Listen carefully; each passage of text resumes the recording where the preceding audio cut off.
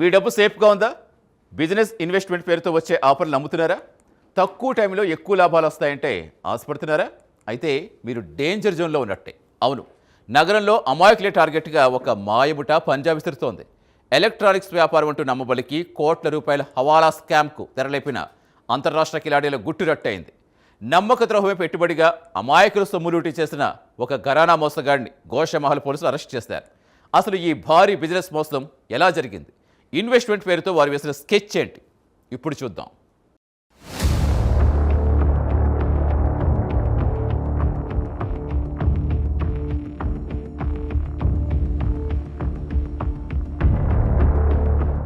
ఈ mind blowing crime స్టోరీకి సంబంధించిన పూర్తి వివరాల్లోకి వెళితే, మొహమ్మద్ జకారియా షేక్ అనే వ్యక్తి ఈ ఘరానా మోసానికి తీవ్రంగా బలయ్యాడు.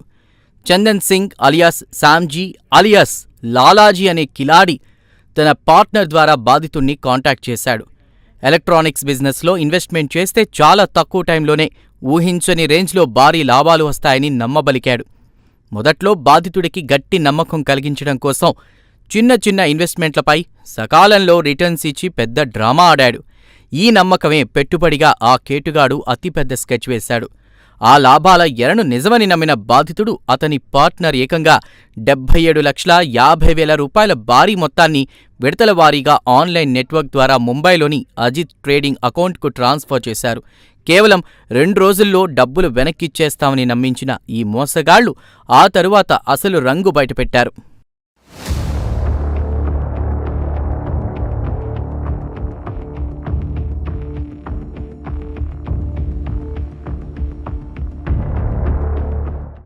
డబ్బులు అకౌంట్లో పడగానే నిందితులు తమ మొబైల్ ఫోన్లు స్విచ్ ఆఫ్ చేసి రాత్రికి రాత్రి పూర్తిగా పరారయ్యారు.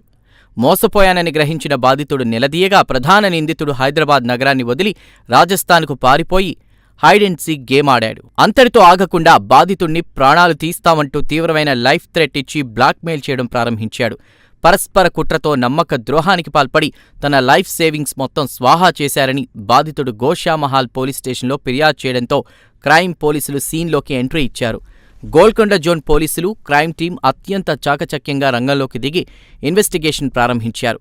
నమ్మదగిన సమాచారంతో స్పెషల్ టీమ్స్ నిందితుడి వేటలో పడ్డాయి. ఎట్టకేలకు ప్రధాన నిందితుడైన చందన్ సింగ్ను పట్టుకుని పోలీస్ స్టేషన్కు తరలించి తమదైన శైలిలో సుదీర్ఘంగా విచారించారు.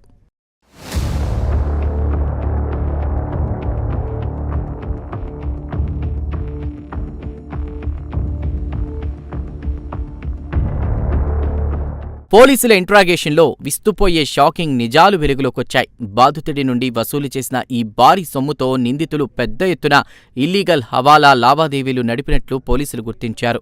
ఇదొక అంతర్రాష్ట్ర ముఠాగా తేల్చారు. ప్రధాన నిందితుడైన చందన్ సింగ్ బేగం బజార్, జోషివాడి ప్రాంతాల్లో నివసిస్తూ హోమ్ అప్లయన్సెస్ బిజినెస్ పేరిట ఈ దందాలు సాగిస్తున్నాడు.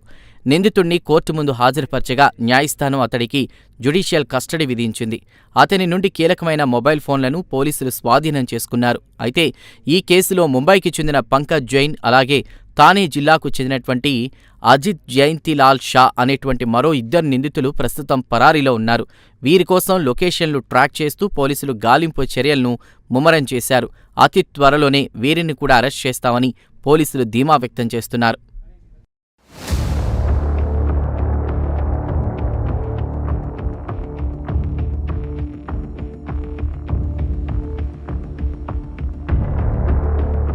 చూస్తారుగా, తక్కువ కాలంలో ఎక్కువ లాభాలంటూ వచ్చే ఫేక్ ఆఫర్స్ వెనుక ఎంతటి ప్రమాదం దాగి ఉంటుందో.